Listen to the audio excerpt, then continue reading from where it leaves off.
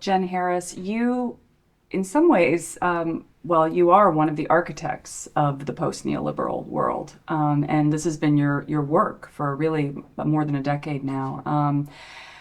Where are we at this moment? We're going to dive into that question in more detail, but just give me your top line thoughts. It's essentially a fog of transition. These kinds of transitions from one economic philosophy to another are always chaotic, always scary. And when you're in the middle of them, it's hardly clear that an answer will win out when it is still forming. It feels like we're very much in that moment right now, where it's up, it's down, it's up, it's down, both from an economic and a political and a geopolitical place. Markets are not an end in their own right.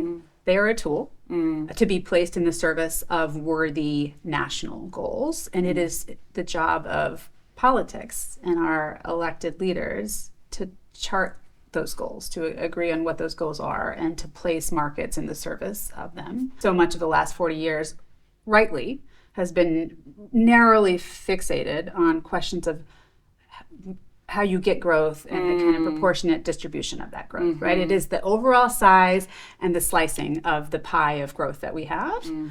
This abundance agenda on the left is a little bit about supply side light. It's about let's regulate housing markets differently. Let's deregulate certain parts of the economy. Let's make things work more easily, take frictions out. And there's certainly a lot to be said for efficiency. We can all agree with. You've made that point as somebody that has been in government. You also bring up, the idea of cost in all the things that make us middle class: healthcare, housing, education, particularly in the U.S., but also in many other OECD countries, has been rising, in some cases at double or triple the core inflation rate. How do we kind of break up concentrations of power and some of that rent extraction that have been some of the largest culprits forcing prices up is exactly the exercise. I think that there's post-neoliberalism is a big term, as too many syllables. If we need a better term.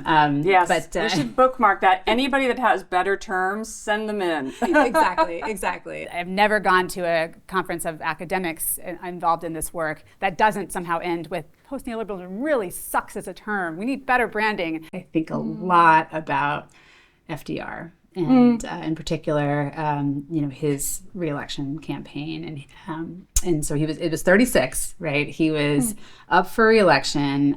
He also gave his closing argument during that campaign in Madison Square Garden, like Trump did, and he essentially, he had some progress to run on, job far from done. And then he names enemies. He sort of names the trusts, names a lot of the barriers to the agenda that he's only half finished in, and says this is why. And just the ability to kind of again give like very lucid, from the gut voice to these kinds of big shifts is turns out very essential. I think everybody needs to figure out a way of having disagreements together as communities. I think that that's also true in questions of urban design, urban planning. Make sure we have physical spaces that are inviting and to this kind of Tocquevillian reimagination of our civic life.